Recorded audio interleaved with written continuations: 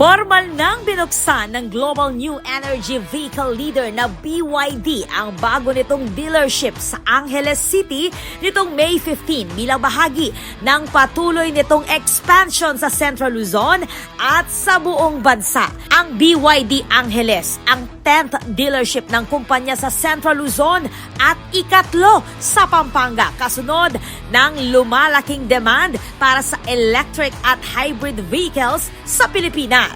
Ayon sa BYD Cars Philippines, mas maraming Filipino consumers ngayon ang naghahanap ng practical, fuel-efficient at technologically advanced vehicles na swak sa modern lifestyle at sustainability goals. We are so glad to officially open our BYD showroom here in Angeles, Pampanga. We are excited to bring it closer to the market and allow our Angeles residents and Pampanga residents to experience firsthand our electric mobility. Mahalagang growth area umano ang Central Luzon dahil sa matatag nitong ekonomiya at progressive business environment. I want to note that BYD Pampanga was one of the pioneering dealerships that helped us introduce electric mobility in Central Luzon. At that time, many people were still discovering and frankly learning a lot about what new energy vehicles could really offer. Today, we continue that momentum as we officially open BYD Angeles. Ang bagong dealership ay bahagi ng partnership ng BYD sa AC Mobility sa pamumuno ni CEO Jaime Alfonso Zobel de Ayala kasama ang dealer partner na Value Sales Incorporated.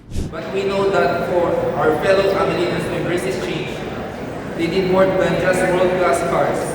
They need a world-class ecosystem. That is why BYD Angeles is proud to house the very first DC fast charger in the city. Our mission has always been to provide value that lasts. Today, that value becomes electric. Welcome to the grand opening of BYD Angeles. Kasabay nito, inanunsyo rin ng BYD ang nalalapit na Philippine launch ng BYD Sea Lion 7 ngayong buwan bilang dagdag sa lineup nito ng new energy vehicles. Patuloy namang lumalakas ang interes ng mga mamimili sa electric at hybrid mobility dahil sa fuel savings, mas mababang operating cost at advanced vehicle technology. Para sa BYD, simula pa lamang ito ng mas malawak na expansion sa Philippine market. Ang kanyang pong kanawang kabalen at yan naman pong memuklat ba yung negosyong maragul kaya Syudad Tamo. Sana po sa pantala pong tangkilikan tala po rin yung kaya katamong negosyante kini.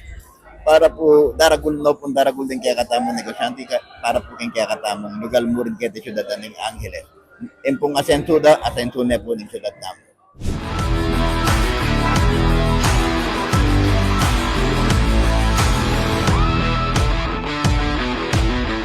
This is Patricia Mamangun on the spot.